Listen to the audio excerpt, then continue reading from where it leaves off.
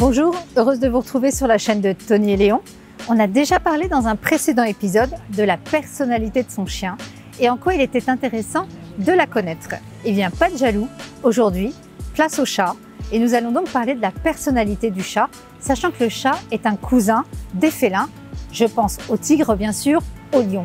Et donc nous allons en parler en plein cœur de Paris avec une vétérinaire éthologue mais qui est aussi portraitiste animalière, Sarah Oumadi. Suivez-moi, c'est par ici.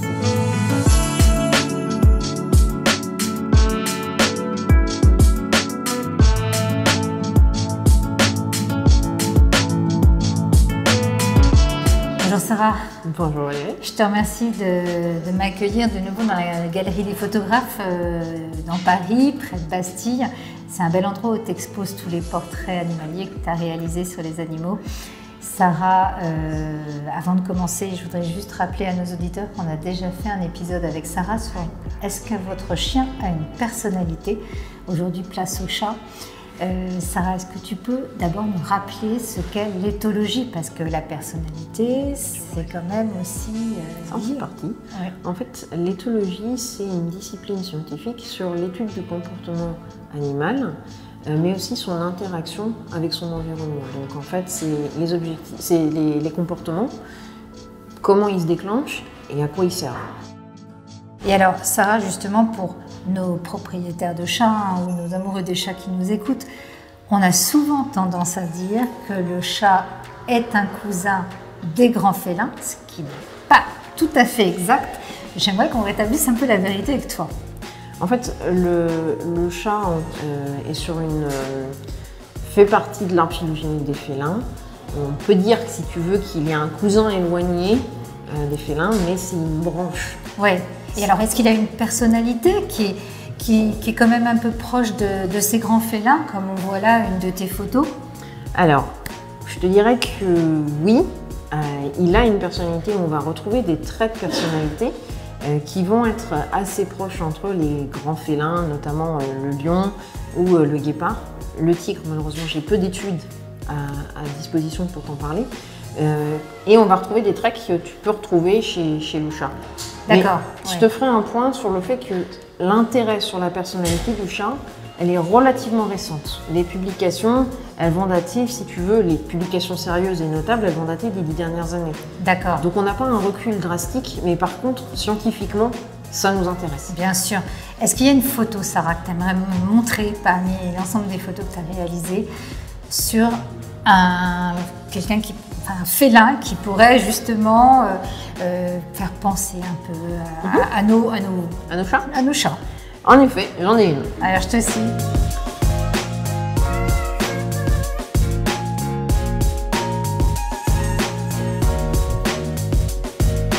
Alors là, Sarah, qu'est-ce qu'il exprime ce lion? Alors, moi, je l'ai interprété comme de la jalousie parce que j'avais envie de justement parler d'un sous-trait qui dépendrait entre guillemets de ce qu'on appelle la dominance, un trait de dominance, selon une étude de 2014. Parce que, pourquoi parler de la jalousie? On a tendance à dire mon chat est jaloux. Ouais. Ou possessif. Ou possessif, mais je crois que cette expression qu'il avait là était assez proche d'une expression de jalousie. Et comme en plus, scientifiquement, cette notion de jalousie a été définie comme un trait de personnalité en 2014, c'était l'occasion de montrer qu'en effet, il y a quelque chose scientifiquement. Il y a quelque chose, oui. Et c'est vrai que son regard, il nous fait penser, hein, c'est sûr, au regard de nos chats. Alors, j'allais te poser une question. Sarah, est-ce qu'on peut savoir si son chat a une personnalité? Est-ce que ça, c'est quelque chose qui est prouvé? Et surtout, qu'est-ce que la personnalité? Parce qu'il faut peut-être faire un petit rappel rapide avant. Alors, quand on parle de personnalité, je vais reprendre une définition qui est proche de ce qu'on fait en humaine, où tu considères qu'en fait, c'est ce qu'on appelle le tempérament. Et le tempérament, c'est des comportements associés à quelque chose de génétique. De l'autre côté, j'ai ce qu'on appelle le caractère.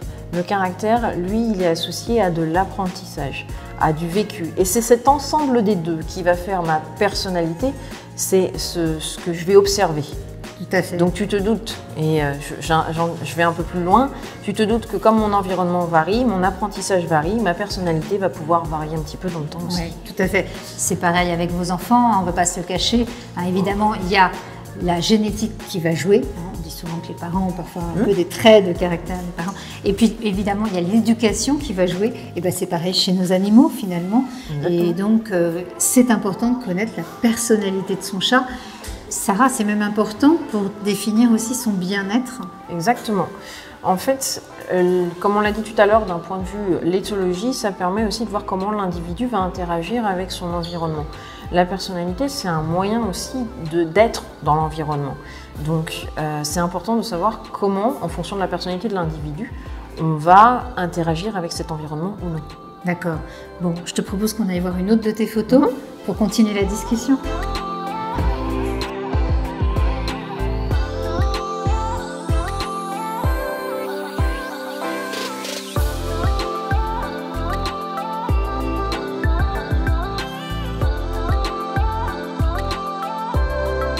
Alors Sarah, névrosisme, qu'est-ce que ça traduit? Parce qu'on sait ce qu'est une personne névrosée, mais alors chez l'animal, qu'est-ce que ça veut dire? Eh bien en fait, tu vois, névrosisme, ce terme-là, il existe aussi chez l'humain. C'est un trait de personnalité que tu peux trouver chez l'humain, le fameux Big Five, c'est 5 grands traits de personnalité, et il y en a un, c'est le névrosisme. C'est cette instabilité émotionnelle. C'est des individus qui vont avoir tendance à être plus irritables, à ressentir les émotions négatives. D'accord. Et tu me parlais tout à l'heure de bien-être animal et de personnalité. C'est totalement le cas, notamment chez une étude sur le léopard qui a pu mettre en évidence que les individus qui étaient le moins névrotiques, et ben finalement, c'était lié à leur bien-être en captivité. Ouais. Et donc, du coup, leur manière de concevoir l'environnement. Oui, donc il y a des animaux qui vont davantage accepter d'être en captivité, et ça, c'est lié à leur personnalité. J'allais te poser la question, justement, est-ce qu'on peut arriver à définir la personnalité de son chat? Alors oui, aujourd'hui c'est possible. Il y a plusieurs manières qui existent. Il y a des tests scientifiques où tu mets l'animal dans des conditions et tu vas voir comment il va réagir, ce qui est un peu difficile pour le standardiser chez un propriétaire. Ouais. Maintenant, on fait des questionnaires, comme pour le chien et la personnalité. Il existe des questionnaires qu'on fait remplir au propriétaire, parce que finalement c'est lui qui vit avec son animal toute la journée. Aujourd'hui, ils n'ont pas été traduits en français, pas à ma connaissance en tout cas. Mais dans un temps relativement court, il y a de fortes chances qu'ils soient disponibles maintenant pour les experts en comportement que sont les vétérinaires comportementalistes. Tout à fait. Et donc, vous êtes nombreux aussi parfois, selon votre caractère, à vouloir soit un chat-chien, je dirais, c'est-à-dire un chat plutôt câlin, parce qu'on sait que le chat peut être assez solitaire.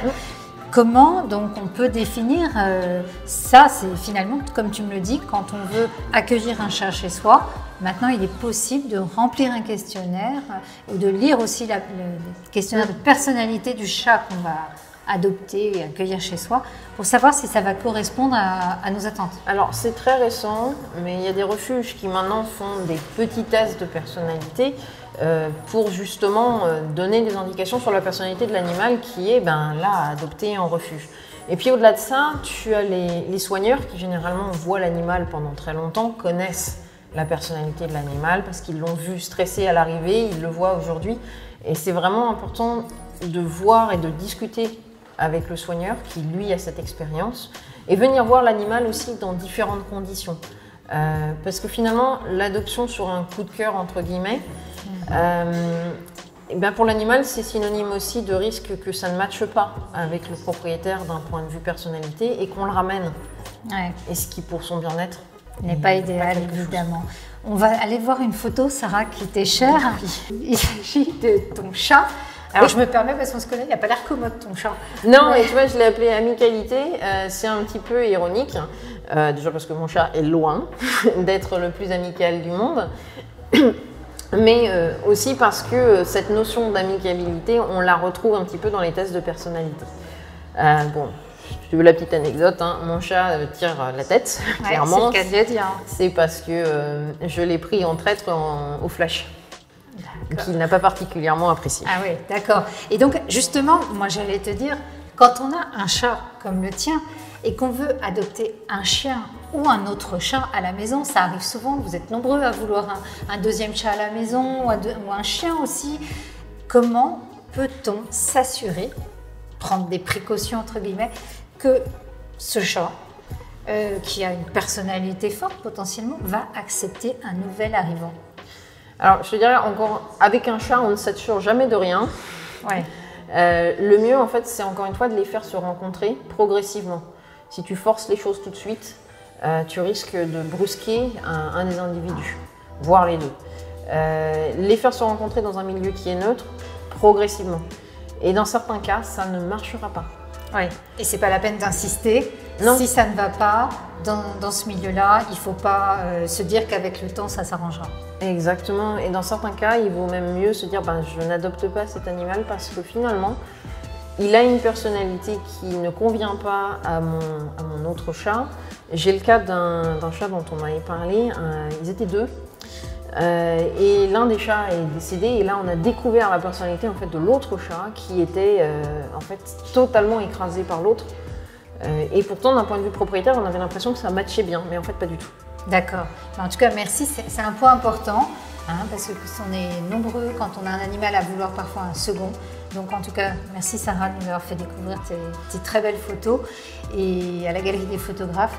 J'espère que cet épisode vous aura plu, vous aurez compris toute l'importance de l'éthologie, même dans le bien-être animal, puisqu'on le disait, Sarah, pour nous vétérinaires, c'est important aussi de connaître la personnalité d'un animal, surtout le chat qui a tendance à masquer parfois sa douleur, ses symptômes et tout ça. Et surtout, n'hésitez pas, si vous avez aimé, à suivre notre chaîne YouTube Tony et Léon. Abonnez-vous, partagez, likez et surtout, à très bientôt pour un nouvel épisode. Au revoir.